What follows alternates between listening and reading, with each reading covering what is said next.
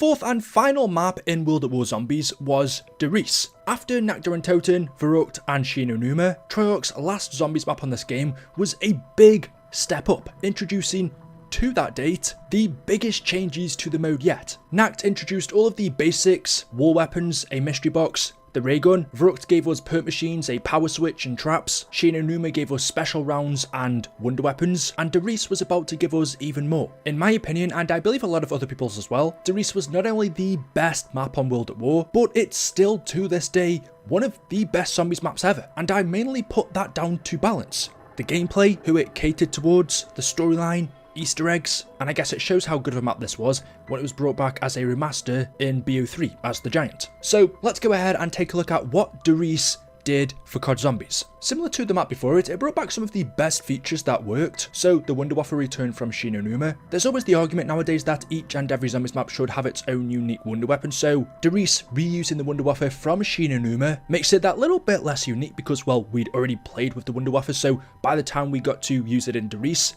it wasn't as exciting, but arguably it works in this map even more than it did in Shi No Numa. I think even though it wasn't a new wonder weapon by the time we got to play it here, it was still a great addition, and because of the storyline implications, which we'll talk about later on, but this was where the story in Zombies really began, we also learned a little bit about the Wunderwaffe's history and how Dr. Edward Richtofen made it. So if you were interested in that, it did feel like the Wunderwaffe integrated into this map probably more than it did Shi No. And I know a lot of people forget that the Wunderwaffe existed in Shi No Numa and think that it was actually first introduced in Riese, when it wasn't. Another thing that returned from that map was the Hellhounds, so you can see Riese actually took quite a few important features from Shi No Numa and implemented them here without changes, because they worked. The power switch also came back from Verrucht, which was DLC 1, along with stationary perk machines. In Shi No Numa we actually saw no power switch, and we had random perks, so it was nice to go back to how they originally were. But apart from that, pretty much everything else we saw in Riese, besides from the basic features, were new, and this map introduced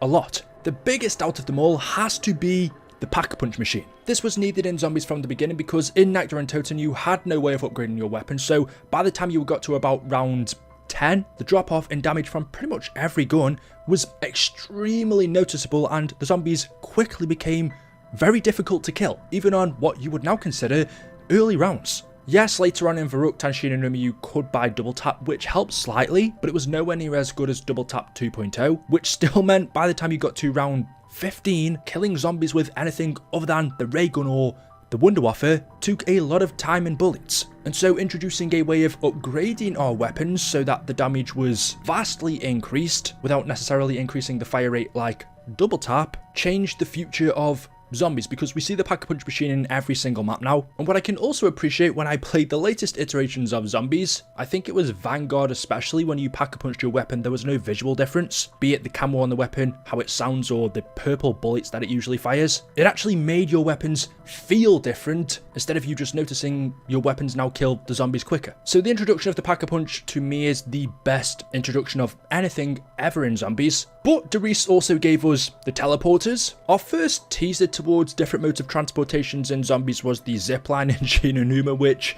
let's be honest, is pretty bad and quite pointless. And while the teleporters, okay, maybe aren't as good as some other versions we've seen later on, because Riese isn't huge, taking a teleporter from one of the 3 areas to the mainframe, when you could walk there in about 10 to 15 seconds, didn't cut that much time from your gameplay, but they were quite useful from a tactical point of view, especially the, I think it's teleporter B or C, the one right at the back where you usually train the zombies. If you ended up getting cornered or you would run out of ammo, if you did need a quick escape method, teleporting to the Pack-a-Punch machine could come in handy. Honestly, I didn't use them too much in this map. I think their main use for most players was to actually turn on the Pack-a-Punch. You do so by activating all 3 teleporters, and that would open up the Pack-a-Punch for you, but they still had their use, and it was the start of something great. For the first time since the mode began, we also saw the introduction of a brand new power-up, which was Carpenter. To me, when I first heard about this, it sounded strange because I could have sworn Carpenter was in the game since the beginning. For some reason I remember getting it in Verrucht, but maybe that's because I was playing the Black Ops version. But in the original World at War, Carpenter was only introduced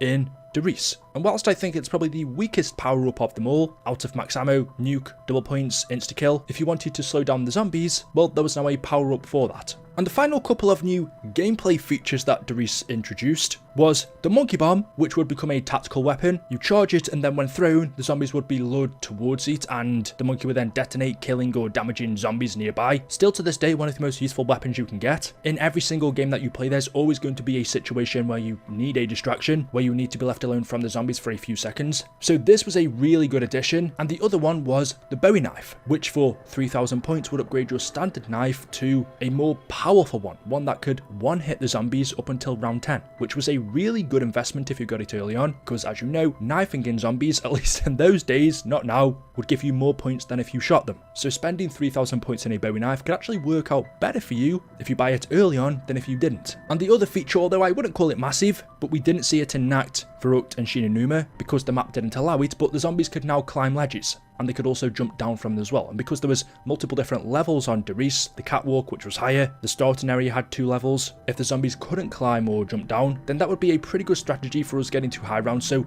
Treyarch had to find a way to get around that by making the movability of the zombies more flexible. I love the layout of Riese, and what's interesting is, like every map that we see in World at War, it's a multiplayer map. So the fact that it fits into zombies so well when we've seen so many multiplayer maps in recent times not fit the zombies mode, they still feel like multiplayer maps. But the changes that Treyarch made to Riese, not layout wise, but the atmosphere, Group 935 logos everywhere, made it feel like a zombies map, and the layout was perfect for zombies. Having the starting room, which was a trainable area, 3 separate areas where the teleporters were located, which was almost like Shinonuma with the 4 separate areas where the perks were, and then the main big area near the catwalk where everybody would camp. Whichever way you played zombies, whether you like to train or just sit in a corner, Riese suited every player, whereas perhaps Shinonuma or Nacht and Verrückt wouldn't. You couldn't just sit in a corner on Verrückt. Well, you can on Verrückt if you know about the speed cola room, and if you don't open the door behind you, then the zombies won't spawn there, meaning they'll only be ahead of you, but that wasn't intentional. Nacht, it's going to be difficult to sit in one place, the same with Shinonuma, but Riese was a better map for the general player and got a lot of people into the mode, even though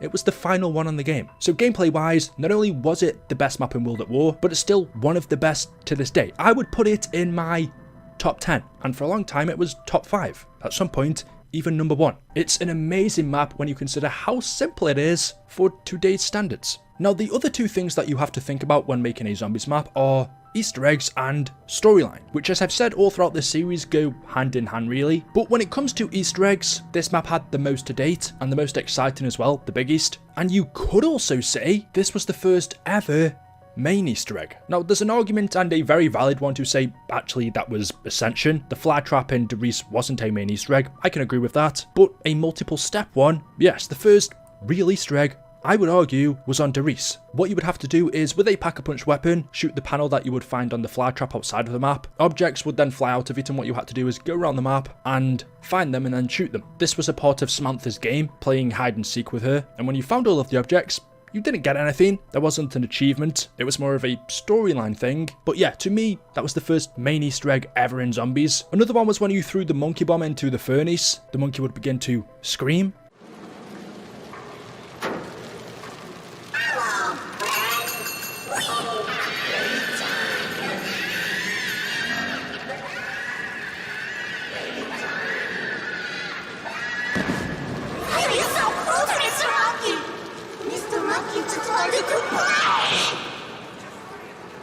If you get a sniper rifle or any weapon with a scope and zoom into the moon, you can actually see orange dots aligned in a circle, which represented Griffin Station. At the time, we didn't know this because the map moon we hadn't got. That wouldn't release until Black Ops 1. But these orange dots on the moon are Griffin Station, the Group 935 base on the moon, and you could see that all the way from Riese. Talking about future zombies maps, on one of the boards in the animal testing lab, you will notice there are several pictures, one of which shows Call of the Dead, where you can see the lighthouse and the ship. Another picture also shows Ascension and the rocket, and another one shows Paris and the Eiffel Tower. Now we know Call of the Dead and Ascension were future maps, so Riese actually teased future COD Zombies maps that were good in Black Ops 1, the game after. But Paris we've never got him, and what we know happened was Paris was originally supposed to be moon. So even though we see the orange dots on the moon, actually a moon map was never supposed to exist, and instead we were supposed to get a Paris map which would take place in and around the Eiffel Tower, and proof of that we saw on Riese, which was later confirmed by one of the directors at Treyarch, Jason Mundell. There are also loads of ciphers around the map that you will find. This one here reads Edward, it's time to kill Maxis. This on the wall here translates to living dead. This one says faithful servant, observe and report. The seed has been planted.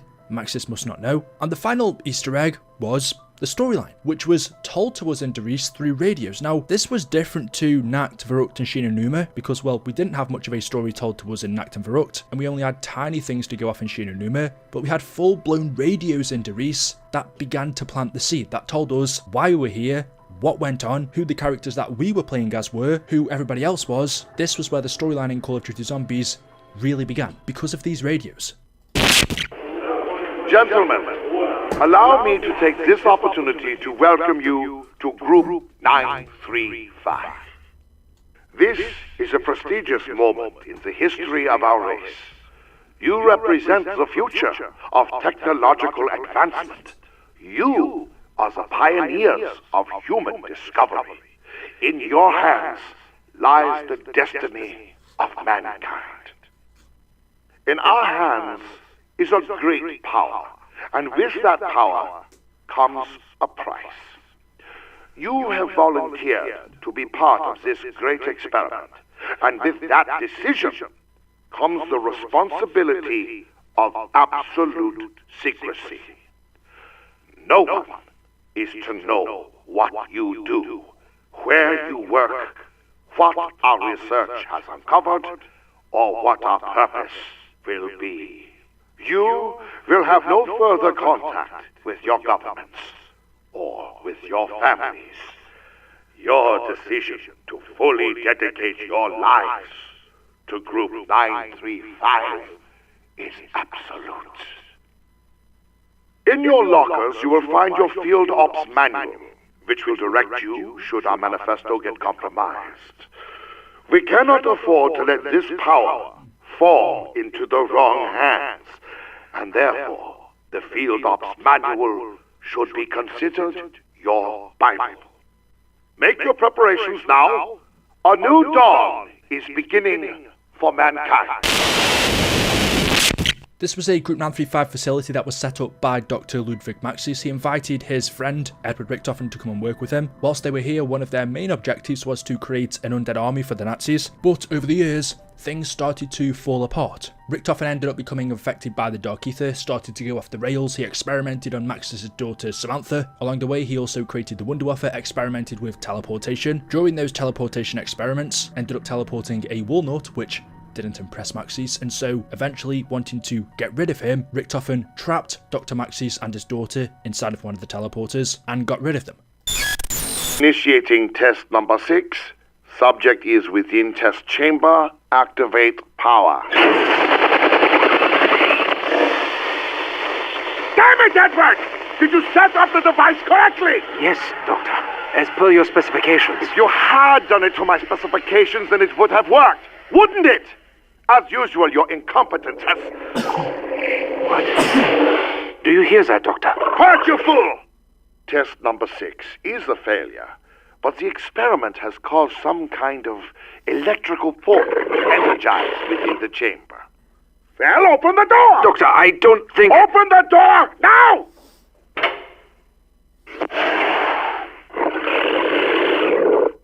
Daddy, what are you doing with Flossie? Damn it, Samantha, I told you never to come in here. Edward, get her out of here. Yes, Doctor. What's wrong with her? Daddy, what did you do? Flossie! Come back here, Samantha! Stop her! Easy. Come here, Samantha.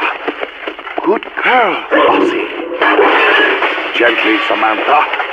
That's not Flossie anymore. We must get out of here. What? Edward, what are you doing? Open the door! Edward, open this door now! I'm scared. Don't go! Stay by me, Samantha! Goodbye, Dr. Maxis.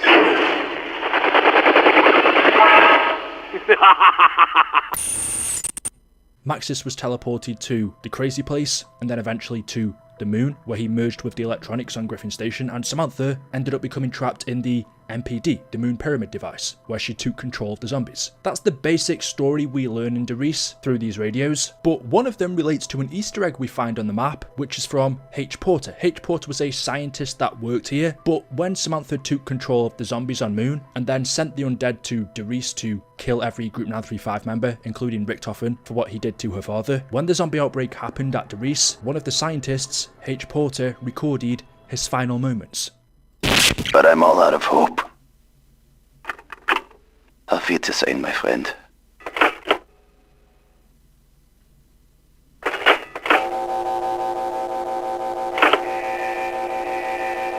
Warning, the shield is now active.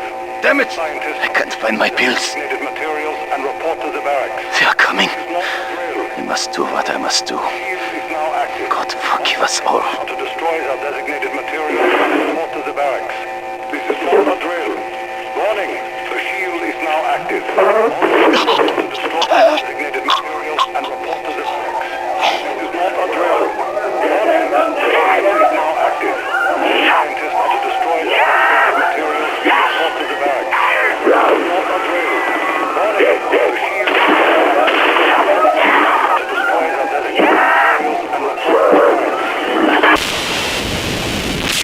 So there we go, that is Riese, and it's easy to see why this is one of my favourite zombies maps ever. For how good the gameplay is, for how good the Easter eggs are, and also being someone that's super interested in the COD zombie story, for what it did to the storyline. It did so much for this mode. Thank you all for watching the video today. As always, hopefully you've enjoyed. If you have, drop a like rating, make sure you are subscribed to stay up to date with the latest videos on the channel. That is it for this mini-series for World at War Zombies. Check out my Nacht video, my Verrückt and Shinonuma videos, but I will see you in the next one. Until then, goodbye.